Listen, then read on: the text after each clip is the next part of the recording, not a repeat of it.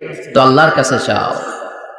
ওয়া ইযা ইসতাআনতা ফাসতাইন বিল্লাহ, সাহায্যের দরকার কার কাছে সাহায্য চাবা? কেউ যেটা পারে না পারে কে? আল্লাহ। কেউ যেটা বোঝে না বুঝে কে? আল্লাহ। কেউ যেটা দেখে না দেখে কে? আল্লাহ।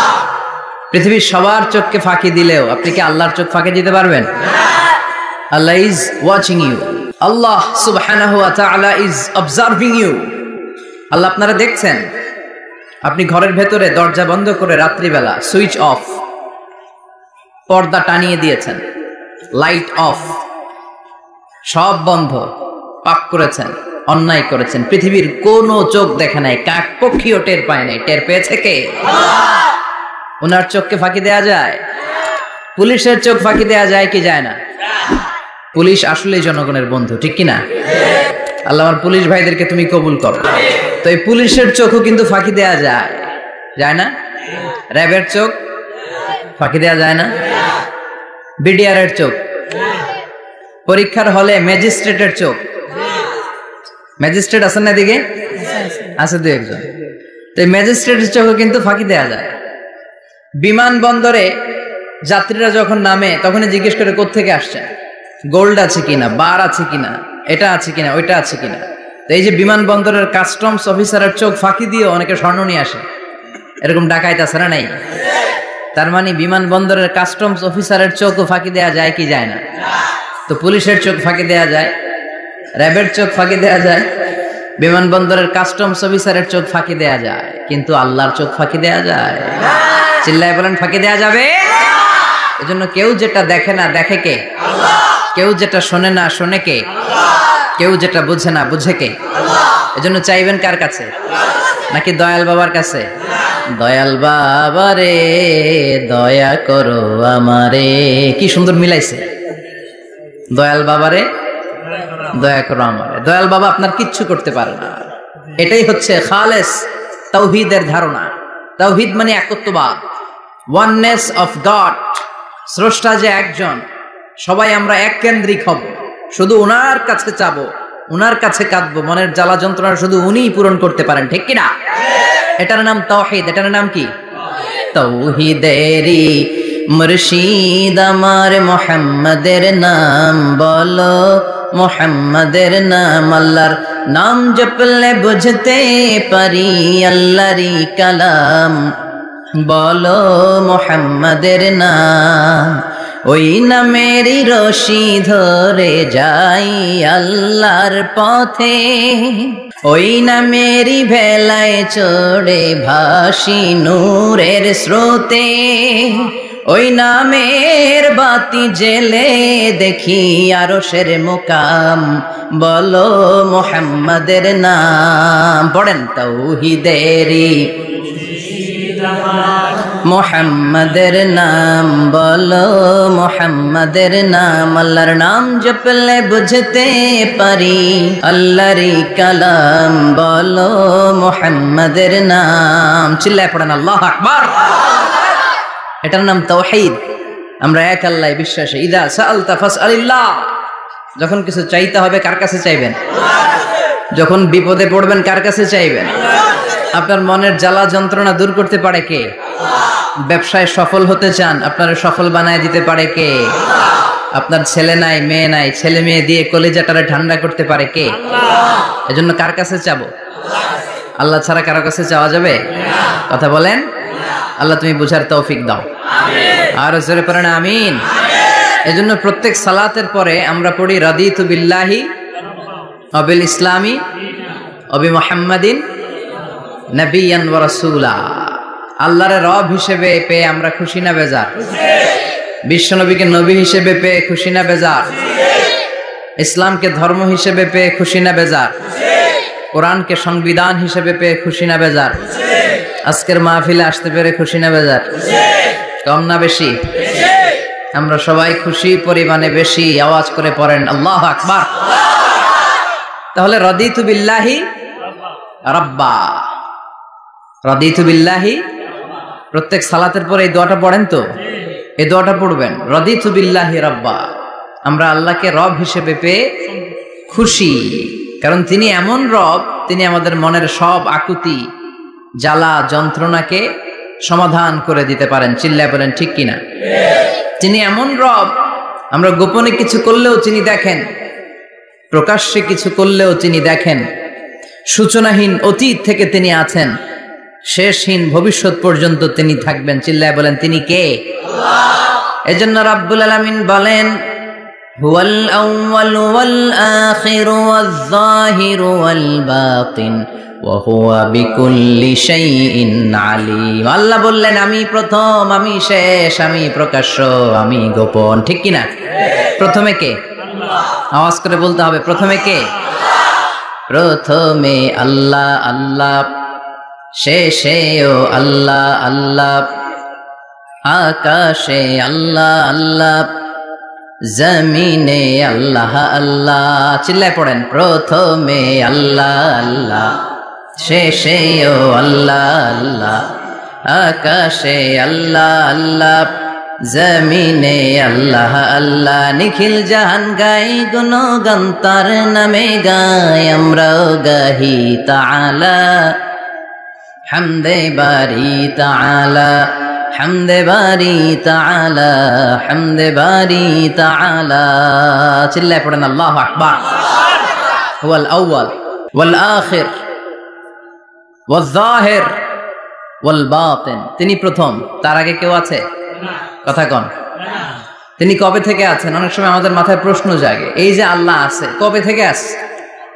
কবে থেকে? উনি শুরুটা কবে? আল্লাহ বলে আমি সূচনাহীন অতীত থেকে আছি। আমি এমন অতীত থেকে আছি যেই অতীতের কোনো সূচনা নাই। সুবহানাল্লাহ কইবেন না? আবার আমি সীমাহীন ভবিষ্যৎ পর্যন্ত থাকবো। সুবহানাল্লাহ পড়েন। এমন ভবিষ্যৎ যেটা সীমা নাই, এমন অতীত যেটা শুরু হয় নাই, তিনি হচ্ছেন আল্লাহ। চিল্লায় বলেন তিনি কে? এজন্য আমরা বলি রাদিতু বিল্লাহি রাব্বা, রব হিসেবে আল্লাহ তোমারে পেয়ে আমরা খুশি। এজন্য আমাদের ইবাদতের সব জায়গায় রবের নামের গুণগান আছে না নাই? আমরা যখন রুকুতে যাই আমরা পড়ি সুবহান রাব্বিয়াল, আবার যখন আমরা সিজদায় যাই আমরা পড়ি সুবহান রাব্বিয়াল আ'লা। রুকুতে গেলে সুবহান রাব্বিয়াল আযীম, আবার যখন সিজদায় যাই তখন আমরা পড়ি সুবহান রাব্বিয়াল আ'লা। আবার কবরের জীবন যখন আমরা শুরু করে দিব, কবরের প্রথম প্রশ্ন হবে তোমার রবের নাম কি? আমরা বলবো আল্লাহ আমারে রব, আল্লাহ আমারে রব, এই রবি আমার সব। দমে দমে তনু মনে তারি অনুভব, তোমার দুনিয়াতে আমি যেদিকে তাকাই অথই নেয়ামতে ডুবে আছি সবাই। পাক পাখালির গানে শুনি তসবিহ কলো রব, তসবিহ কলো রব, আল্লাহ আমার রব, এই রবি আমার সব। সুবহানাল্লাহ, কি অসাধারণ কথামালা। আল্লাহ আমার রব, এই রবি আমার সব। আল্লাহ যদি আমার সাথে থাকে পৃথিবীর কোনো শক্তি আমার থামাতে পারবে না। চিল্লায় বলেন ঠিক কিনা? আর এই রবকে যদি তুমি হারাও, রব যদি আমার বিপক্ষে চলে যায়, পৃথিবীর কোন শক্তি আমার কোন উপকার করতে পারবে? এজন্য বিশ্বনবী বলতেন ইযা সাআলতা ফাসআলিল্লাহ ওয়া ইযা ইসতাআনতা ফাসতাইন বিল্লাহ। যখন সাহায্য চাইতে মনে চাইবে, সাহায্য চাইবা কার কাছে? আমাদের কোনো গুরুত্বপূর্ণ ঘটনা ঘটলে, গুরুত্বপূর্ণ লাইফ ইভেন্ট ঘটলে, কিংবা আমরা কোনো বিপদে পড়লে সবার আগে আমরা ফেসবুকে শেয়ার দিই, ঠিক না? কথা কন। ফেসবুক অ্যাকাউন্ট নাই কার কার দেখি? ওই আল্লাহর ওলিদেরকে একটু দেখে রাখি। মাশাআল্লাহ, অনেকের নাই, অনেকের ফেসবুক অ্যাকাউন্ট নাই। তো এটারে ভালো কাজে লাগানো উচিত। যেটাই আমরা করি এটা যেন ইসলামের পক্ষে যায়, ঠিক কিনা? মিন হুসনি ইসলামিল মারই তারকুহু মা লা ইয়ানিহি। ব্যক্তির ইসলামের সৌন্দর্য হচ্ছে যে অনর্থক কাজ ব্যক্তি করবে না। যে কাজে সওয়াব আছে, যে কাজে কল্যাণ আছে, ব্যক্তি শুধু ওই কাজটা করবে। চিৎকার করে বলেন ঠিক কিনা? অনর্থক কাজ করা ঠিক না, অনর্থক কথা বলা ঠিক না, অনর্থক সম্পদ নষ্ট করা ঠিক না, অনর্থক টাইম পাস করা ঠিক না। কারণ মুমিন জানে মা ইয়ালফিযু মিন কাউলিন ইল্লা লাদাইহি রাকিবুন আতীদ। মুমিনের জিহ্বা দিয়ে যা বের হয় তার প্রতিটি শব্দ পাই পাই করে হিসাব নেবে কে? আল্লাহ। আমাদের জীবনে অনর্থক কথা আছে না নাই? চায়ের দোকানে বসলে অপ্রয়োজনীয় আলাপ, নিজেরও কাজে লাগে না, ফ্যামিলিরও কাজে লাগে না, ইসলামেরও কাজে লাগে না, খালি খোঁচাখুচি ঠেলাঠেলি বাড়ায়। এরকম ডাকাত আছে না নাই? অপ্রয়োজনীয় কথা, অপ্রয়োজনীয় কাজও আছে না নাই এদেশে? দেদারসে মানুষ করে বেড়াচ্ছে অপ্রয়োজনীয় কাজ। হুজুরে পাইলে হাজার হাজার ছবি আছে না নাই? এটা অপ্রয়োজনীয় না? হজে গিয়েছিলাম, কমসে কম 10,000 ছবি তুলছে আমার সাথে হাজিরা। অপ্রয়োজনীয়, প্রয়োজন নাই, এসেছে ইবাদত করতে, হুজুর একটা সেলফি। ইয়াং ছেলেপেলারা সেলফি তোলে বেশি, আর বুঝলাম না আঙ্গুল দুইটা এরকম করে রাখে। আমি বললাম এটা কি? হুজুর ইটস গ্যাংনাম স্টাইল। এটা কি? Gangnam style. এরকম বাঁকা করে থাকবে আর এরকম যেটা ছবি তুলবে। এগুলো অনর্থক। মুমিন ওই কাজ করবে যে কাজটা constructive, fruitful for him, for his family and for the society, যেটা তার নিজের কাজে আসবে, যেটা তার ফ্যামিলির কাজে আসবে, যেটা সমাজের কাজে আসবে। এই কাজগুলো করার দরকার আছে না নাই? আমার দেশের যুবক ছেলেগুলো অপ্রয়োজনীয়, কোনো কারণ নাই এই সমস্ত কাজে ঝগড়া বিবাদে আলাপে লিপ্ত থাকার কারণে তাদের যে ইনোভেটিভ পাওয়ার আল্লাহ তাআলা দিয়েছেন, এটাকে তারা কাজে লাগাতে পারে না। আমাদের দেশের যুবকদের কিন্তু অনেক ম্যারিট। তারা যখন পৃথিবীর বিভিন্ন দেশের ইউনিভার্সিটিগুলোতে পড়ে, তারা র্যাঙ্কিং 1 নম্বরে আসে একেবারে। আমি যে ইউনিভার্সিটিতে পড়ি, ইন্টারন্যাশনাল ইসলামিক ইউনিভার্সিটি মালয়েশিয়া, ওখানে বাংলাদেশিদের ফলাফল রেজাল্ট সবচেয়ে ভালো। হার্ভার্ডে যান, ক্যামব্রিজে যান, অক্সফোর্ডে যান, যেখানেই যাবেন বাংলাদেশিদের ফলাফল অনেক ভালো। তো তারা সেখানে অপ্রয়োজনীয় কাজে তাদের সময়কে নষ্ট করে না। এজন্য যুবক ভাইয়েরা, তোমাদের আছে প্রাণ ঢালা উচ্ছ্বাস, অনেক শক্তি তোমাদের গায়ে। এখন তোমাদের রক্ত গরম, তোমাদের এই গরম রক্ত ইসলামের কল্যাণে কাজে লাগাইতে হবে। শুধু সেলফি তুইলা সময় নষ্ট করা যাবে না। চিল্লায় বলো ঠিক কিনা? কিছুদিন আগে আমি দেখলাম মানবতার দেয়াল। কিসের দেয়াল? কিছু ছেলে পেলে new idea, what an idea, new idea বের করেছে যে এটার নাম মানবতার দেয়াল। খুব সম্ভবত মসজিদের এক ওয়ালের মধ্যে তারা লিখেছে মানবতার দেয়াল, আর কিছু হ্যাঙ্গার টানিয়ে রেখেছে, আর বলেছে যেটা অপ্রয়োজনীয় রেখে যান, আর যেটা আপনার লাগবে নিয়ে যান। এই যে শীত, প্রচন্ড শীতে অনেকের জ্যাকেট নাই, আমাদের কয়েকটা করে জ্যাকেট, জাম্পার, সোয়েটার, চাদর, মাফলার, অনেকের একটাও নাই, আছে না নাই? তারা দেয়ালের নাম দিয়েছে মানবতার দেয়াল। এখানে আপনার অতিরিক্ত পুরান জ্যাকেট থাকলে রেখে যান। তো অনেকে পুরান জ্যাকেট, মাফলার, চাদর ওখানে ঝুলিয়ে রেখে গিয়েছে, আবার লিখে দিয়েছে যার লাগবে তিনি নিয়ে যান। যার মাফলার নাই, যার জ্যাকেট নাই, চাদর নাই, তারা এসে নিয়ে যাচ্ছে। এটা একটা সুন্দর আইডিয়া না? তো চায়ের দোকানে ছেলেপেলেগুলো যদি মারামারি করতো, অপরাজনীতি করতো, গুতাগুতি করতো, কিলাকিলি করতো, তাহলে মাথা থেকে এই আইডিয়াগুলো বেরোতো? কথা বলেন। Human capacity is amazing. কি পরিমাণে আল্লাহ তাআলা যে আমাদেরকে ক্যাপাসিটি দিয়েছে, আমাদেরকে যে কত প্রিভিলেজ আল্লাহ তাআলা আমাদেরকে দিয়েছে আমরা জানি না। আমরা আমাদের দেহে কত শক্তি, সম্ভাবনা নিয়ে যে ঘুরে বেড়াই, আমরা অনুধাবন করি না। এজন্য সময়গুলোর কাজে লাগাও। কিন্তু আফসোসের সাথে লক্ষ্য করা যাচ্ছে যুবকদের চরিত্রকে ধ্বংস করে দেওয়ার জন্য যে কয়েকটা হাতিয়ার আছে, সবগুলো বাংলাদেশে আছে না নাই? ইয়াবা আছে না নাই? ফেন্সিডিল আছে না নাই? হিরোইন আছে না নাই? মারিজুয়ানা আছে না নাই? এই ফেন্সিডিল, ইয়াবা আগে শুনতাম ইউনিভার্সিটির ছেলেরা খাইতো, এরপরে নাইমা আসলো কলেজে, এরপরে হাই স্কুলে, এখন প্রাইমারি ছেলেদের হাতেও ইয়াবা ঢুকছে। চিল্লা এখন ঠিক কিনা? দেশের যুব সমাজ আজকে কোথায়? পর্নোগ্রাফি, এক একটা মোবাইল এক একটা হিন্দি সিনেমার কারখানা। ইন্ডিয়ান নায়িকাদের কোমর দুলানো ডান্স আছে না নাই? স্মার্টফোন নিয়ে ছেলে স্মার্ট হয়, কিন্তু ইমান, আখলাক, চরিত্র সব শেষ। অপরাজনীতি, রাজনীতির নামে মন্দ, খারাপ, প্রতিহিংসামূলক ছাত্র রাজনীতি। নেতারা এই যুবক ছেলেদেরকে ইউজ করে, ওর বিরুদ্ধে ও মার, তুই ওরে মার, ওনারা থাকে অন্য জায়গায়, আছে না নাই? এভাবে আমাদের দেশের ছেলেদের চরিত্র, তাদের সম্ভাবনাকে আমরা নষ্ট করে দিচ্ছি। যুবক ভাইয়েরা, in the day of judgement, কিয়ামতের কঠিন ময়দানে আল্লাহ তাআলা 7 শ্রেণীর ব্যক্তিকে তার আরশের নিচে ছায়া দিবেন। এর মধ্যে এক শ্রেণী হচ্ছে তোমরা যারা যুবক, শাবুন নাশাআ ফি ইবাদাতিল্লাহ। ওই যুবক যারা তাদের যৌবনে, তাদের সময়টা, তাদের দিন, তাদের রাত তারা আল্লাহর ইবাদতে কাটিয়েছে। সুবহানাল্লাহ পড়েন। 7 শ্রেণীর মধ্যে 2টা শ্রেণী হলো যুবক। একটা হলো যৌবন সময়ে যারা আল্লাহর ইবাদতে রাত কাটায়, সময় কাটায়। আর দ্বিতীয় ওই যুবক যে যুবককে কোনো নারী অন্যায় প্রেম করার পরকীয়ার অফার দেয়, ওই অফারকে ক্যান্সেল করে ওই যুবক বলে ইন্নী আখাফুল্লাহ, আমি এই পরকীয়ার দিকে যেতে পারি না, কারণ আমার অন্তরে ভয় আছে একজনের, তিনি কে?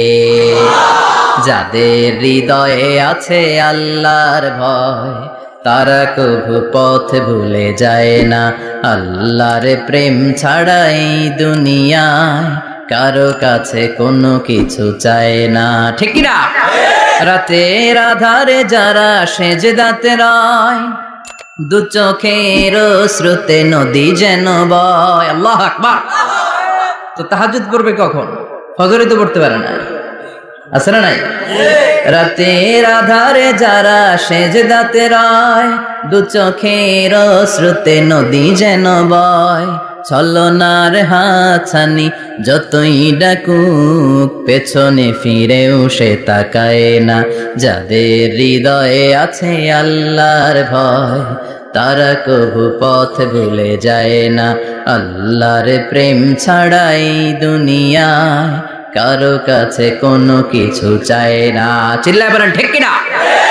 তার মানে প্রথম হচ্ছে এক যুবক, যেই যুবক তার যৌবন কালের সময়টা আল্লাহর ইবাদতে কাটায়। দ্বিতীয় হলো এমন যুবক পরকীয়ার অফার পেয়ে সে বলে আমি ভয় পাই একজনকে, তিনি কে? এজন্য যুবক, তোমার অন্তর আল্লাহর ভয় থাকতে হবে। তোমার সময়টা এমনি কাটানো যাবে না, ইবাদতে কাটাতে হবে, ঠিক কিনা? এজন্য আমরা নামাজের পরে বলি রাদিতু বিল্লাহি রাব্বা, আল্লাহকে রব হিসেবে পেয়ে আমরা খুশি। তারপরে বলি অবিল ইসলামি দীনা, ইসলামকেও দিন হিসেবে পেয়ে আমরা খুশি না বেজার? কথা কন, খুশি না? আপনি খুশি হইলে আপনার লাভ, খুশি না হইলে আপনার লস। ইসলামের বিজয়কে সমুন্নত করবে কে? ইসলামের পতাকা পথ পথ করে হোয়াইট হাউসের উপরেও একদিন ঝুলবে। চিল্লায় বলেন ঠিক কিনা? আল্লাহ বলেন খবরদার, ফু দিয়ে ইসলামের বাতি তোরা নিভাতে পারবি না। ইউরিদুনা লিয়ুতফিউ নূরাল্লাহি বিআফওয়াহিহিম ওয়াল্লাহু মুতিম্মু নূরিহি ওয়ালাউ কারিহাল কাফিরুন। ইসলাম বিরোধীরা চায় মুখের ফুৎকারে ইসলামের বাতিকে নিভিয়ে দিতে। আল্লাহ বলে খবরদার, ষড়যন্ত্র করে লাভ নাই, ইসলামের বিজয় আমি নিশ্চিত করে দেব। স্যামুয়েল হ্যান্টিংটন একটা বই লিখেছে, দ্য ক্লাশেস অফ সিভিলাইজেশন। ওই বইতে তিনি বলেছেন এই যে সভ্যতার সংঘাত, এত সভ্যতা, চায়না সভ্যতা, আর্য সভ্যতা, বৈদিক সভ্যতা, সিন্ধু সভ্যতা, মহেঞ্জোদারো সভ্যতা, ইরাকীয় সভ্যতা, মিশরীয় সভ্যতা, একটার পর একটা সভ্যতা পৃথিবীতে এসেছে, একটার পর একটা সুপার পাওয়ার। এখন সুপার পাওয়ার হচ্ছে ইউনাইটেড স্টেটস অফ আমেরিকা, ধারণা করা হচ্ছে এরপরে চায়না হবে সুপার পাওয়ার, আবার অনেকে বলছে এরপরে ইন্ডিয়া হবে সুপার পাওয়ার। এভাবে একটার পর একটা সুপার পাওয়ার যাওয়ার পরে সর্বশেষ যে সুপার পাওয়ারটা পৃথিবীর বুকে মাথা উঁচু করে দাঁড়িয়ে থাকবে সেটার নাম হচ্ছে ইসলাম। সেটার নাম কি? তার নমুনা গোটা বিশ্বব্যাপী আছে না নাই? ইসলামকে যত দমাইতে চায় এটা আরো উপরের দিকে ওঠে। সুবহানাল্লাহ কইবেন না? ইসলামের বৈশিষ্ট্য হচ্ছে চারা বীজের মতো। চারা বীজ তো আপনারা চিনবেন, নিমসারের মানুষ। বীজ, ইসলাম হচ্ছে বীজের মতো। ইসলামের শত্রুরা ইসলামকে মাটিতে গেড়ে দিতে চায়, কিন্তু ইসলাম হচ্ছে বীজের মতো, চারা বীজ। চারা বীজ মাটিতে গেড়ে দিলে কি হয়? কথা কন, আরো গজিয়ে ওঠে, মাটি ফেড়ে উপরের দিকে উঠে চিৎকার করে বলেন ঠিক কিনা? ইসলাম হচ্ছে টিউবের মতো। টিউব, পুকুরে যারা নতুন সাঁতার কাটতে যায় ডুবে যাতে মারা না যায়, টিউব নিয়ে সাগরের মধ্যে নামে। এই টিউবকে যত আপনি পানির নিচে ডুবাতে চাইবেন, টিউব আর উপরের দিকে ভেসে ভেসে উঠে। সুবহানাল্লাহ পড়ে। ইসলামরে তো ওরা চিনে নাই। ইসলাম হচ্ছে চারা বীজের মতো, ইসলাম হচ্ছে টায়ারের টিউবের মতো। এটার যতই নিচের দিকে নামাইতে যায়, এটার বৈশিষ্ট্য হচ্ছে এটার ধাক্কা মারলে এটার উপরের দিকে ওঠে। সুবহানাল্লাহ কইবেন না? গোটা বিশ্বব্যাপী আজকে ইসলামের গণজোয়ার, হাজার হাজার লোক কালিমা পড়ে মুসলমান হচ্ছে। গত কিছুদিন আগে আফ্রিকাতে এক লোক এক গ্রামের কয়েক হাজার মানুষকে এক ময়দানে দাঁড় করিয়ে একসাথে শাহাদাতের বাণী পাঠ করিয়ে মুসলমান বানায় ফেলছে। এই আফ্রিকার বুকে এতদিন আমেরিকার কাজ ছিল, এটারে বলে Tansir, Christian missionary. Lakh lakh dollar দিয়ে আফ্রিকার দেশগুলোর মধ্যে গরিব গরিব মুসলমানগুলোর তারা নাসারা বানাতো। এই বিষয়টা যখন মুসলিম স্কলারদের নজরে এলো, এখন গোটা বিশ্বের সব মুসলিম স্কলাররা আফ্রিকায় যে ইসলামের দাওয়াতকে প্রচার করে দিচ্ছে। গ্রামকে গ্রাম খ্রিস্টান সম্প্রদায় লা ইলাহা ইল্লাল্লাহ মুহাম্মাদুর রাসূলুল্লাহ। ঝিনুকের ভেতর লুকিয়ে থাকে যেমন মতি, ঝিনুকের ভেতর লুকিয়ে থাকে যেমন মতি, কলমা শাহাদাতে আছে আল্লাহর জ্যোতি, কলমা শাহাদাতে আছে আল্লাহর জ্যোতি। পড়েন সবাই। ঝিনুকের ভেতর লুকিয়ে থাকে যেমন মতি, ঝিনুকের ভেতর লুকিয়ে থাকে যেমন মতি, কলমা শাহাদাতে আছে আল্লাহর জ্যোতি, কলমা শাহাদাতে আছে আল্লাহর জ্যোতি। ঠিক কি না? এই জ্যোতি যদি একবার কারো হৃদয়ের মধ্যে স্থান করে নেয়, এই নুরানি আলোর ছোটা যদি কারো হৃদয়ের মধ্যে জায়গা দখল করে নেয়, পৃথিবীর কোনো মতাদর্শ তার অন্তরের মধ্যে আর থাকতে পারে না। গ্রামকে গ্রাম আফ্রিকাতে এখন কালিমা পড়ে পড়ে মানুষ মুসলমান হয়ে যাচ্ছে। সুবহানাল্লাহ পড়ে। একদিন আমেরিকার হোয়াইট হাউসের উপরেও কালিমার লা ইলাহা ইল্লাল্লাহর পতাকা পতপত করে উড়বে। চিল্লায় বলেন ঠিক কি না? এজন্য আমরা বলি ওয়াবিল ইসলামি দীনা, ইসলামকে ধর্ম হিসেবে পেয়ে আমরা খুশি না বেজার? ইউরোপ আমেরিকাতে মসজিদের সংখ্যা বাড়ছে, দাওয়াতি কাজের সংখ্যা বাড়ছে, এমনকি হার্ভার্ড ইউনিভার্সিটিতে, অক্সফোর্ডে, ক্যামব্রিজের ভেতরে, MIT Massachusetts institute of technology, সায়েন্সে যারা পড়ে এদের স্বপ্ন MITর ভিতরে ইসলাম ঢুকে গেছে। এজন্য ইসলামের আলোকে কেউ নিভিয়ে দিতে পারবে না, ইসলামের গতিকে কেউ থামিয়ে দিতে পারবে না, এটা অসম্ভব। এজন্য ইসলামের বিজয় সুনিশ্চিত। আমরা যারা লেগে থাকতে পারবো, আমাদের কপালকে উজালা করে দিবে কে? আল্লাহ। আর বিরোধিতা যারা করবো তাদের সব শেষ, দুনিয়াও শেষ, আখিরাতও শেষ, আমও শেষ, সালাও শেষ। এজন্য আমরা বলি রাদিতু বিল্লাহি রাব্বা, আল্লাহ তোমার রব হিসেবে পেয়ে আমরা বড্ড খুশি। ওয়াবিল ইসলামি দীনা, ইসলামকে ধর্ম হিসেবে পেয়ে আমরা খুশি। ওয়াবি মুহাম্মাদিন রাসূলা, বিশ্ব নবীকে রাসূল হিসেবে পেয়েও আমরা খুশি না বেজার? এমন রাসূল, গোটা বিশ্বের শ্রেষ্ঠতম রাসূল, শ্রেষ্ঠতম ব্যক্তিত্ব, যার কাছ থেকে পজিটিভ কোনো জিনিস ছাড়া নেগেটিভ কোনো জিনিস প্রকাশিত হয় নাই, সব ইতিবাচক। Always come back positive, not go back negative. সব সময় পজিটিভ বলতেন, পজিটিভ ভাবতেন, পজিটিভ কাজ করতেন। কোন নেগেটিভ নেতিবাচক কোনো কিছু বিশ্বনবীর জীবনে খুঁজে পাওয়া যায় না? চিল্লায় বলেন খুঁজে পাওয়া যায়? As a father, as a husband, as a commander, as a lawyer, as a reformer of the society, Muhammad is the superman of the world. গোটা বিশ্ব এখন তাকে সুপারম্যান ভাবতেছে, boss, boss of the all bosses. পৃথিবীতে যত বস এসেছে সব বসের সবচেয়ে বড় বস হচ্ছে বিশ্বনবী মুহাম্মদ সাল্লাল্লাহু আলাইহি ওয়াসাল্লাম। এজন্য আমরা বলি ওয়াবি মুহাম্মাদিন রাসূলা, আল্লাহকে রব হিসেবে পেয়ে আমরা যেমন খুশি, ইসলামকে ধর্ম হিসেবে পেয়ে তেমন খুশি, বিশ্বনবীকেও রাসূল হিসেবে পেয়ে খুশি না বেজার? খুশি। কথা কর। এই বিশ্বনবীর ভালোবাসা যদি অন্তরে না থাকে, জান্নাতে ঢোকা যাবে নাকি? আল্লাহর ভালোবাসা, বিশ্বনবীর ভালোবাসা অন্তরে থাকার দরকার আছে না নাই? আল্লাহকে যে পাইতে চায়, হযরতকে ভালোবেসে, আরশ কুরসি লৌহ কালাম না চাইতে পেয়েছে সে। হযরতকে ভালোবেসে, আরশ কুরসি লৌহ কালাম না চাইতে পেয়েছে সে। চিল্লায় বলেন ঠিক কি না? নবীর ভালোবাসা অন্তরে থাকতে হবে। তাহলে তিনটা জিনিসের ঘোষণা আমরা দেই নামাজের পর। আল্লাহকে রব হিসেবে পেয়ে আমরা খুশি, ইসলামকে ধর্ম হিসেবে পেয়ে খুশি, বিশ্বনবীকে রাসূল হিসেবে পেয়ে খুশি, আবার এই কিতাবটারে সংবিধান হিসেবে পেয়ে আমরা খুশি না বেজার? এটার আলোকে আমাদের সমাজ প্রতিষ্ঠিত হোক, মদিনার সমাজ হোক, সোনালী সমাজ হোক, আলোকিত সমাজ হোক, আমরা চাই কি চাই না? এই কোরআনের আইন দিয়ে আমার দেশ চলুক, আমরা চাই কি চাই না? এই কোরআনে ধর্ষকদের বিচার আছে না নাই? অবিবাহিত ধর্ষক হলে 80 ব্যাট, 100 ব্যাট, আর যদি বিবাহিত ধর্ষক হয় ডেথ পেনাল্টি। সৌদিতে করে হেড অফ মাথাটাকে নুইয়ে তলোয়ার দিয়ে এক কোপ মেরে গর্দানটা আলাদা করে দেয়, ঠিক কিনা? অনেক দেশে ডেথ পেনাল্টি করে হ্যাঙ্গিং এর মাধ্যমে, ফাঁসির মাধ্যমে। ধর্ষণের বিচার বাংলাদেশে সহজে পাওয়া যায় না, কিন্তু কোরআন দিয়ে বিচার করলে ওই বিচার আছে না নাই? নোয়াখালীর এক বোনকে ধর্ষণ করা হয়েছে, গোটা বাংলার জামিনে এই নিউজটা আছে না নাই? কোরআনের বিচার থাকলে আলটিমেটাম হতো 24 ঘন্টা, 24 আওয়ার্স। 24 আওয়ার্স এর মধ্যে ধর্ষককে ডেকে এনে বাইতুল মোকাররমের স্কয়ারের সামনে লক্ষ মানুষের চোখের সামনে ফাঁসির রশিতে ঝুলিয়ে দেয়া হতো। বড় বড় চোরগুলোর হাত কেটে দেয়া হতো। কলা চোর, ডিম চোর, মুরগি চোর না, বড় বড় সাইজের চুরি যারা করে 1000 কোটি টাকা মেরে দেয়, দেশের 12টা বাজিয়ে দেয়, দেশের 10-এর সর্বনাশ করে, সিমেন্ট খাইয়া, টিন খাইয়া, রড খাইয়া সব হজম করে। ব্রিজ ভেঙে গেলে ব্রিজের ভেতরে পাওয়া যায় বাঁশ, তার মানে রড গেছে কই? হ্যাঁ, পেটে। এগুলোর এক একটার পেটে 10টা করে পাকস তুলে দিছে আল্লাহ। 10টা স্টোমাক না থাকলে রড হজম হয়? কথা কয় না। এগুলোর বিচার হওয়ার দরকার আছে না নাই?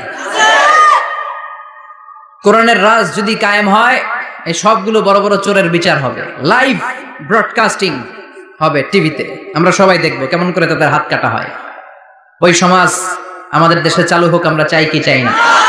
তাহলে সোজা সাপটা হিসাব, এই 4টা জিনিসের বিরুদ্ধে কেউ অবস্থান নিলে তাদের বিরুদ্ধে আমাদের অবস্থান, জোরে কোন ঠিক কিনা? আর এই 4টা জিনিসের পক্ষে যারা কথা বলবে তাদের জন্য আমাদের অন্তরে দোয়া আছে না নাই? এক হচ্ছে আমার রব, 2 হলো আমার ইসলাম, 3 হলো আমার পেয়ারা নবী, 4 হলো আমাদের আল্লাহর দেয়া সংবিধান কোরআন। এই 4টা জিনিসের বিরুদ্ধে কথা বললে খবর আছে না নাই? এই 4টা জিনিসের বিরুদ্ধে কথা বলা হবে।